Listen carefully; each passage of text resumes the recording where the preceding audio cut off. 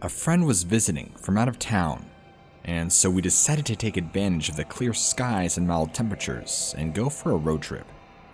We had just been down near Window Rock, Arizona, and were heading back to Farmington, New Mexico. The easiest way to do so is going over a certain pass nearby. The speed limit on the road is 65 miles an hour, and I was traveling at 65 when coming around a corner, just south of the picnic area. There is only one area that is located east, just off the highway. As I came around the corner, I noticed something moving rapidly in a diagonal direction up the side of the hill, just where the forest meets the meadows lining either side of the highway. It would be the east side of the road. I slowed down and said to my friend, "Did you see that?" He had seen it as well. I hit the brake to get another look, but knew that by that time, I backed it up, and whatever it was would have been long gone. What we saw was larger than a black bear or an elk. Blackish brown hair that could have been seen hanging from all over its body. It was running on two legs up the hill. It never looked over at us, and we only saw its backside. Broad and at least 7 feet tall. We were both under the impression that we had startled it, and it was quickly trying to get into the forest for cover. We stopped a mile or two up the road, where the road crosses this creek at an ancient lava flow. The whole time we were looking out at the rocks, there was an eerie feeling that we were both getting, that something was watching us. We stayed around for an hour, when the sun started to get lower behind the mountains, and we decided that it was best to leave. Late in the afternoon, early fall, getting ready to move our livestock back down from the mountain to the winter camp. My brother and I with our mother were looking for our cattles.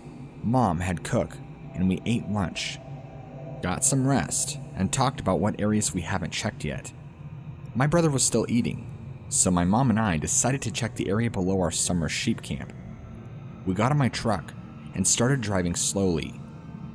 We had driven about a mile or two from the house, down the mountainside, thick brushes and pine trees, driving slow enough to look around for any cows that were down that way. Usually there are some, but today there weren't any to be found. So we kept driving, Mom talking about how the weather was changing and getting a bit chilly. I kept looking left and to the right, driving slowly. Then I saw movement just behind the pine trees. First I thought it was a man, so I stopped and backed up for just a bit and said to Mom, "Who's that?" And she goes, "Where?" I said, "Right there, look," and pointed for her in that direction. That person was standing right next to a pine tree, tall reddish brown. The person went behind a tree and stood there. So I backed up some more, and then that person turned and started moving fast away from us into the thick brush. That's when Mom and I both noticed that this person had long hairy arms, because when it turned around, the arms span around. It was reddish brown. It ran into the woods. We were still parked there, puzzled. Mom goes, "What was that?" And I told her I didn't know. Then I got scared and looked at my mom and said, "Let's go." We turned right there on the road and headed for home. We drove back fast, and believe me, this particular road requires slow driving, but not that afternoon. We got back to the house and told my brother. He goes, "It's probably a sheepherder." I told him a sheepherder wouldn't have gone and had long hairy arms. Then he tells me that no, they wouldn't. He wanted to go back down there and look for that person, but I was scared, and the sun was about to go down behind the mountain. It would be dark soon. I'm going down there that evening, no way. We packed up our stuff and left from the mountain. At approximately 8:30 p.m., I was on my back way from dinner with my grandfather near Shiprock, New Mexico.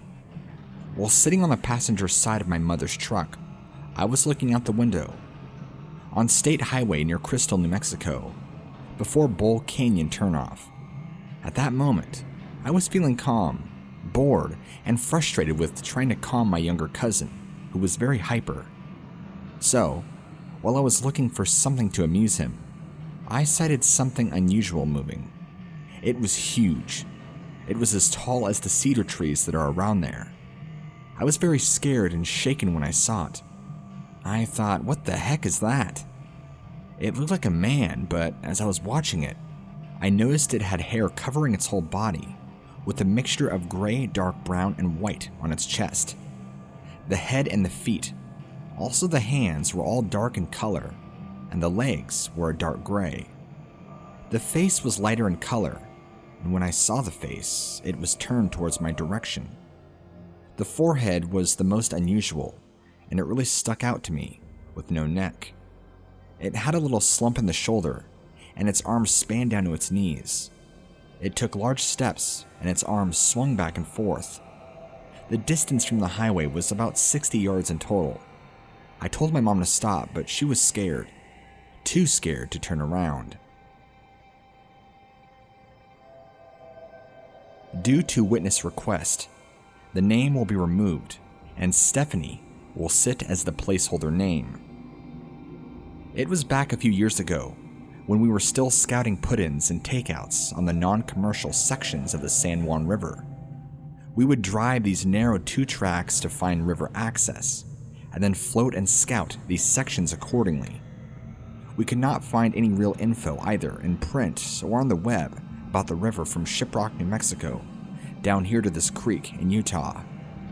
We had to explore it ourselves via kayaks and canoes. Nowadays, we have a river company through the Navajo tribe and take people down these sections all the time. We found a put-in at mile 10, just outside of Shiprock. It's about 10 bumpy bad road miles to the river, but provided a good launch area. We used my truck to put in with the boats. We had already dropped a truck off at Four Corners Bridge, some 17 river miles away. The day was fairly warm for early March, mid-60s I think. We did the run in under 5 hours. We loaded the boats and gear in the truck, and headed back over to my pickup truck. It was getting dark by the time we got there. My ex-wife and my partner pulled up out of the small canyon before me. We carry walkie-talkies on the river and in our vehicles. I turned mine on and told them to wait up. My partner replied with, "Sure, no problem." Just then, before he let go of the button, I heard Stephanie, my ex-wife, screaming. "What's going on up there?" I shouted through my walkie-talkie. Stephanie sees something up by that old sheep corral. "Turn your brights on. I can't see it because I'm trying to get out of here and not wreck this truck." She says, "Look, it's on your right. You'll be coming up right up on it." Sure enough, I got right behind them. I saw the back of it as it turned in my headlights. I saw a few swings of its arms, and it was out there. This was not what I expected to see at all. I would put it at about 7 feet tall, skinny, gray in color, arms past the knees, like looking at the back of a Grinch head pointy. Stephanie got a better look at it than I did. She said it looked right at her, does not much want to talk about it.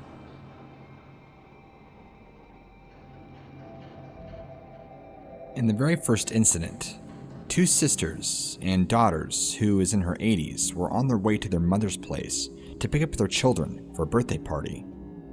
As they turned onto the dirt and gravel road to the house, they saw something sitting by the left side of the road.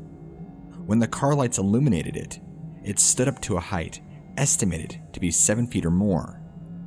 One of the sisters refused to look at it after one glance. It was reported to me that the eyes seemed to be red in the headlights. It was hairy all over, with a kind of pointed head, long arms and no neck. It moved toward the river. The sisters turned into their mother's driveway and did not see it again. They were very frightened, and were sure it was not a bear nor a human. This happened in March of 1997, as I recall. My husband and I were visiting our adopted family in August of 1997. Having arrived there on August 21st, we were in our pop-up camper, parked by the river and behind the brush across the driveway from Grandma's house. Next door to her house lives her son and his family. Her son was away on a fire, along with his son, but his wife and daughter were at home.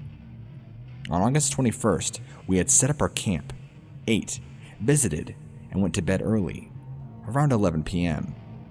Everyone was asleep except me, and I was drifting into sleep when I felt a very strong jolt to our camper, which made everything rattle. I thought it might be a horse or cow, but the impact was higher than a horse or a cow, like at the roofline. I was too scared to move, but didn't know why. Nothing more happened, so I went to sleep and told my husband about it the next morning. He sleeps like a log, so of course he didn't wake up. On Saturday, August 23rd, the whole group of us, maybe 20 people, had cooked and eaten outside, and after cleanup, we all sat around the fire in the brush arbor, enjoying the cool evening and visiting old friends. I was talking, and way off somewhere, kind of remember hearing a sound like a baby crying. The little girl sitting next to me said, "Did you hear that?" I responded that I didn't hear anything, and she said that weird howl. Immediately, the adults stood up and told the children to go in the house. That was it. Time for bed. They all heard it, whatever it was. My husband and I and our 2 little granddaughters sat there for a short while, wondering what was going on, and then went into our trailer and went to sleep. The dogs barked and howled almost all night. The next morning, Sunday, August 24th, I woke up and went to the house for coffee. All of the family members were already there talking. I listened for a while on the topic of conversation, and it intrigued me, so I asked what everybody was talking about. Dead silence. I jokingly said that it sounded to me like they were talking about Bigfoot. One and then another of them began to talk about it, and I said, "Why didn't you tell me?" Their response was that they didn't want to scare us off. I told them I'd been interested in this for years. Then, the stories came out, such as the first one cited herein. 2 of the grandchildren the previous night had been on their way to their grandmother's house. As they turned off the main highway to the old highway, where there's a sharp left-hand curve in the road, about 50 yards in, and where the remains of an old highway continues to a dead end to the right, they saw the being. It was right at the curve where they saw the crossing in front of their vehicle, a very large, hairy, long-armed figure, which they observed to them crossed the dead-end portion of the road and crashed up the hill through the brush. They continued on to Grandma's house. As we all sat and listened to this, and every one of us believed them, L.S., a son-in-law, suggested that we all go look for a sign at the site where this occurred. L is an Eskimo from Alaska, and he is also a hunter. I wanted to go, but still in my pajamas and robes, so I told him to go without me. When I got there, they were gone, so I returned back to the house. When they returned, Lewis said there were droppings, tracks, and matted down grass, and chicken feathers, but no signs of bones or other scraps.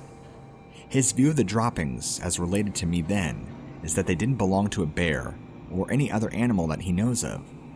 They contained seeds and plant material, and bore a resemblance to human feces, except for size and quantity.